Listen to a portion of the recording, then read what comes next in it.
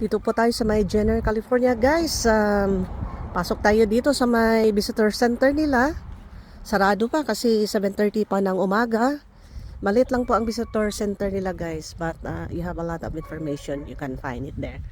And in here, guys, maraming mga water activities dito. Look at that, guys. Pwede kang mag-rent dyan ng kayak. And then magpasyal-pasyal ka dito sa may labas.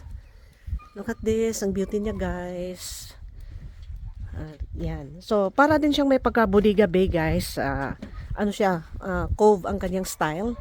And then, walang masyadong wave diyan dahil siya po ay nakatakip. Nakasarado po siya, guys.